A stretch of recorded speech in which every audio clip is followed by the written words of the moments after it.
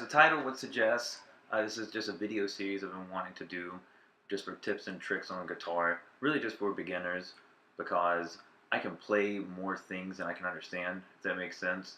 Like, I can play a bunch of leads and I know a few different scales, but I'm completely self-taught. So everything I learned by going to different websites like wholenote.com, Ultimate Guitar, these sorts of places. There's a lot of information on there, and honestly, there's a lot of people that out there that play that understand it a lot better than I do. But I've always loved to play. I've been playing guitar since I was about 13 and learned a lot of stuff since then. And I never really felt comfortable teaching other people, but I've always enjoyed doing it, just simply because there's so much that I don't know how to conceptualize for people. And there's so much to this instrument, like the physics of how all this stuff works, and then all the music theory I really don't understand. I mean, I understand some of it, I've read up on some of it, and I've forgotten more than I can remember at this point, to be honest. But I can play basic stuff, and I love to teach people that sort of thing.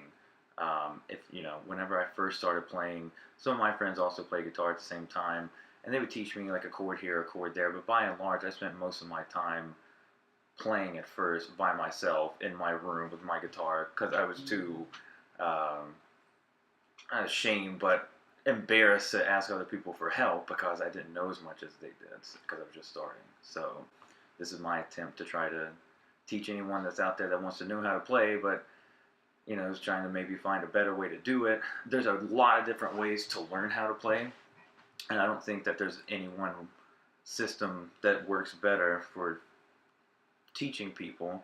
Everybody learns in different ways. So I'm going to teach you to play how I learned how to play, and that was through the system called the caged system, C-A-G-E-D, and it's just like the first few chords that you can learn, major chords at that can kind of help build just a little foundation for everything that you're going to learn going down the road, right? So the first thing that, of course, is part of the cage system, it starts with C. So to play the C chord, and by the way, there's a bunch of different ways people like to teach, like I was just talking about earlier. I'm not a huge fan of when people are first trying to learn how to play guitar, of all this memorization, And like I said, I'm not like a guitar expert here by any means. There's a lot of people out there on YouTube and the internet in general that are better players than me. But I think a lot of people get frustrated because they first start trying to learn how to play guitar, and they're like, okay, well, these people want me to learn like the whole fucking fretboard, all the notes on there, and then you're trying to also remember the names of the strings, which doesn't sound like a lot, but it's a whole lot of information at one time. Then you're trying to learn the chords too and memorize them, like where they're supposed to be. And for me, the easiest thing is to just do it by fret at first. Each one of these are frets. I think the easiest way to learn how to play is just to do it by fret, you can call it. So to play a C chord on guitar, you're going to start with your second string right here, right? So you have 1, 2, 3, 4, 5, 6, right? So from thinnest to thickest, we can do it that way. Thinnest to thickest, you're going to put your index finger on the second string down, all right? Right there. Then you're going to go and skip a string and play the first, second, third, fourth string down.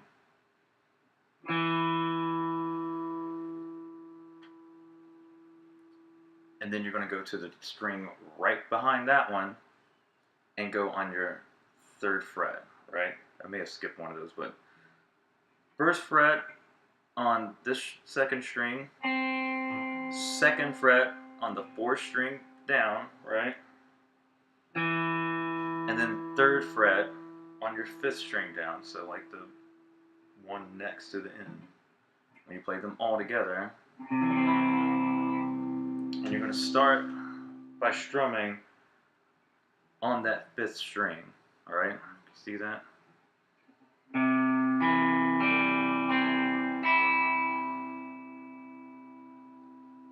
Simple enough, right? when you strum that, you want to try to avoid hitting your E string here, this thick one, this thickest one. Um, there's different ways that you can try to. I mean, one, it's one thing like whenever you're just going to strum down like this, just a down stroke. It's pretty easy to avoid hitting it. But if you're going back and forth and strumming a lot, if you're not careful, you're going to be hitting this open E string. It's going to be making a lot of noise. It's going to sound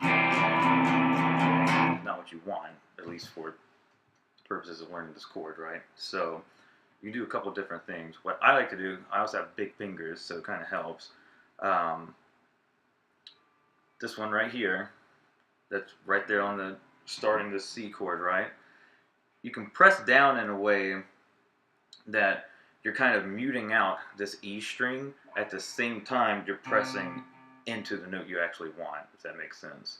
So you're pressing down, but notice how my finger is just bumped up just a little bit beside this E string here, to where when I hit it, it's kind of muting it out.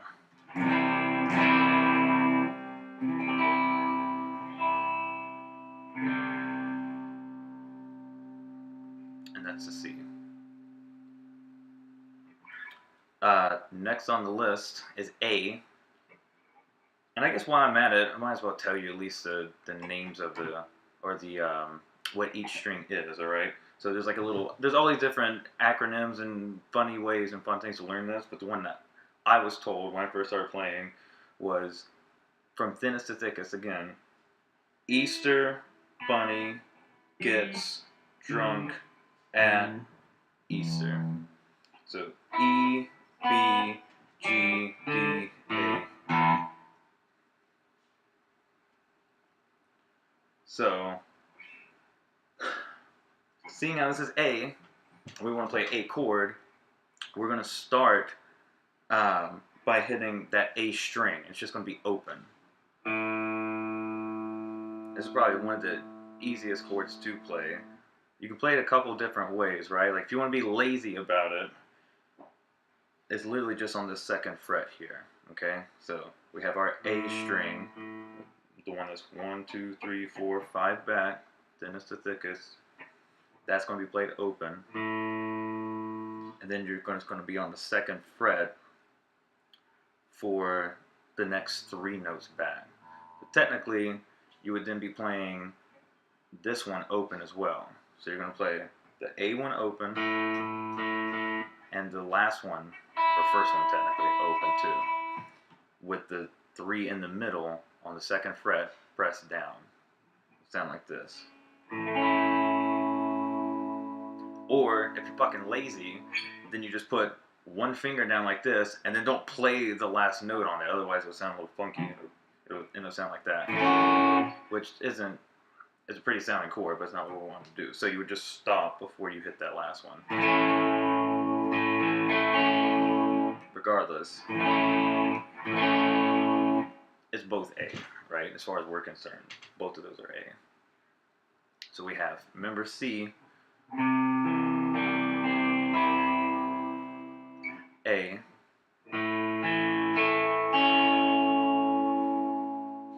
kind of looks like, there we go.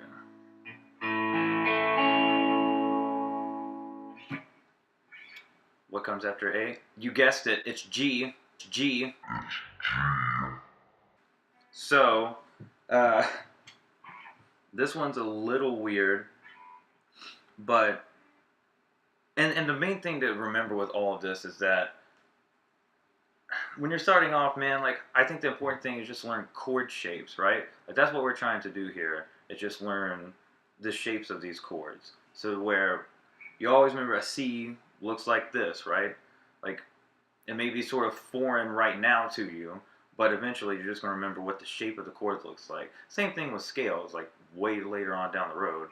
Like, you're just memorizing the shapes of these things, and you can move them up and down the fretboard. So, for a G, you're going to have your middle finger on the 3rd fret of your thick E string. So remember, thin one's E, and the thick one's E as well. It's just the thin one's up an octave, or down an octave. So you're going to have a middle finger on this 3rd string, on your E string, the thickest one, Then you're going to take your index, and it's going to go one string over, but over to the second fret, right? So it'll look like that.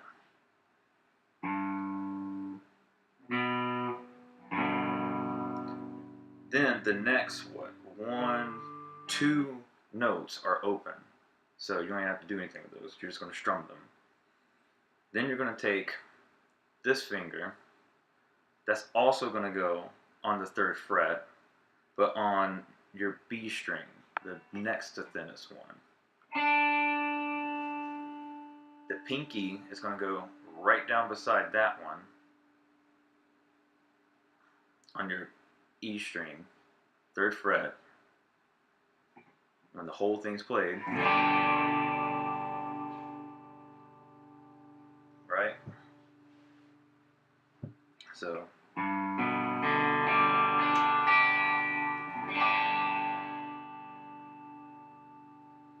once again, 3rd fret on the E string, your thick one, 2nd fret on your A string. The next 2 notes are played open, not even doing anything with those, right? And then you've got your 3rd fret also on your last 2 strings. So it's really 3, 2, then 2 3s. C, A, G, E. All right. So E, which my girlfriend's always getting on to me. She plays music too. She's like a lot better than me. She was actually trained in all of this, and I just kind of taught myself because I'm poor, or my parents were. Actually, we're all poor. But E is what I apparently is the key I tend to stay in the most. I write a lot of my music in E, and that's just because I like a lot of rock music, a lot of metal, and Metallica, like Master of Puppet. All that stuff is just like all in E, right? So, but I digress. With this one, you only actually are going to be pressing down on 3 strings again. I mean, as you're kind of seeing a lot of these chords, like with the C, we only press down on 3 strings. All the the first one you don't even hit, and then the other ones are just open. Same thing with that G. We were down we pressed on 1, 2, 3, 4 strings. But there was usually there's a lot of open strings in open notes in these chords, to where it's not like you're having to. You only have 5 fingers, right? Like how many places could you actually have to put your finger on the fretboard for some of these chords? So with the E, of course you're going to start off with your E string. This is going to be open, so we don't have to press onto this or do anything. You just have to hit it. All right, so you're already going on your way. Then you're going to have on the 2nd fret on the next 2 strings. All right, you're going to use a middle finger and then finger beside your middle finger. And then on the 3rd string down, your G string, you're going to have your index finger on that 1st fret. So kind of like it was with the C. You know how like it was there with C. Now we scooted over, so it's here. All right. So middle on this 5th string, your A string. A ring finger beside that, and then your index finger is going to go on the 1st fret on your G string, and you play all of these, right? So that's E.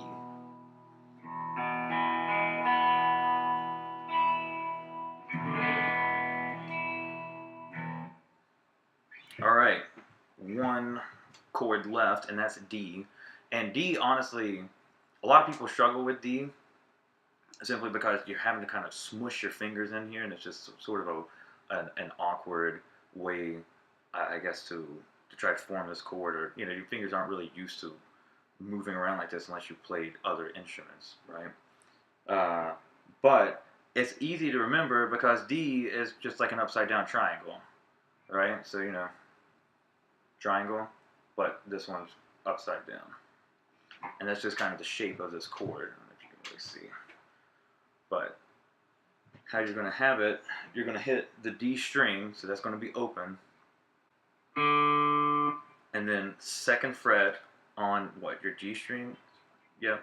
And then 3rd fret on this B string, the next one. And then also second, again, on the last one, very last string. It's kind of hard to see. That's what it's going to sound like. So as I was trying to point out, it's kind of like a triangle, right? You've got 2, 3, 2, and then you start with your G string,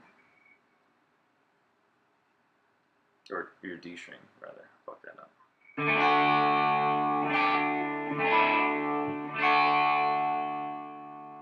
So from the very beginning, we got C,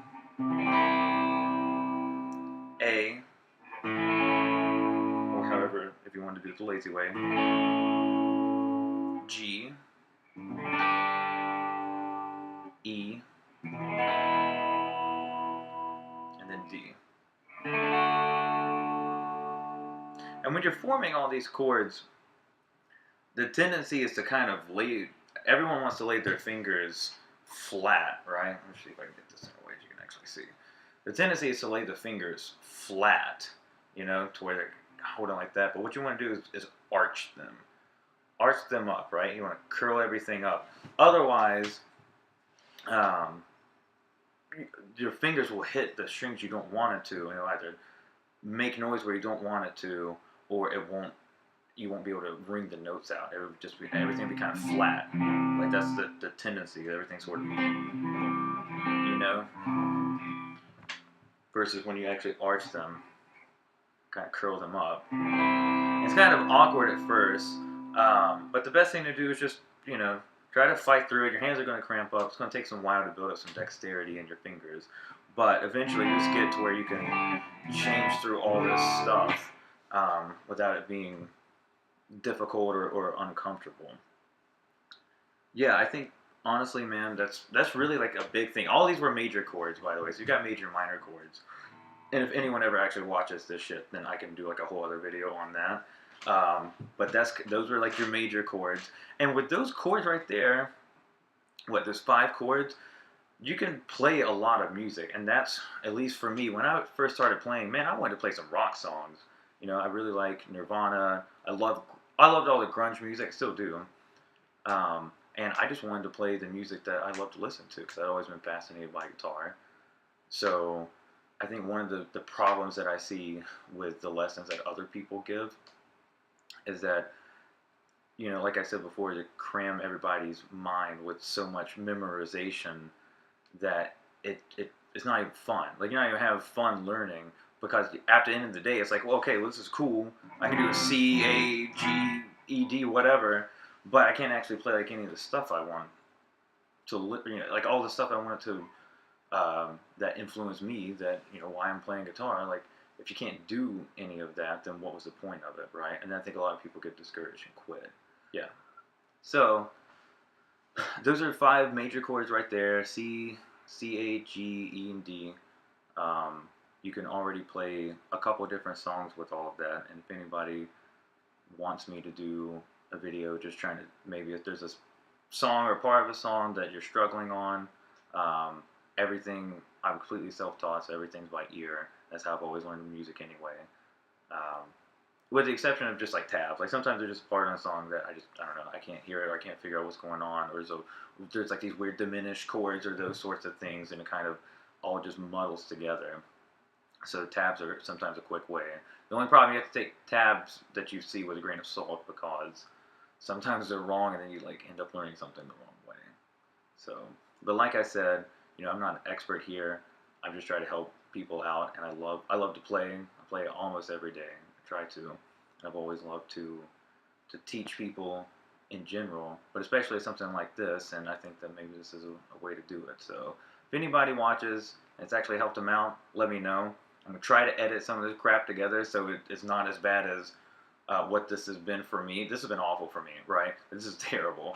I'm not like super camera friendly, like I've never, I don't like do crap like this. So, yeah, there's a lot of ums. And in fact, I'm thinking about just making a compilation of just all the times I've said in this video, right? Like, maybe if I could put that at the end, if I could figure out how to edit all that, it'll just be like 4.5 to 5 minutes of me just saying and sweating profusely. Okay. So, in any case, I hope that everybody's enjoyed the video. Um, Let me know if there's anything else that you want to see, any questions that you have. I'm happy to do another video. I'd honestly like to make like a series of this, just teaching what I know. And like I said, there's always a better way to do it, but this is just how I learned how to play. In any case, thanks for watching.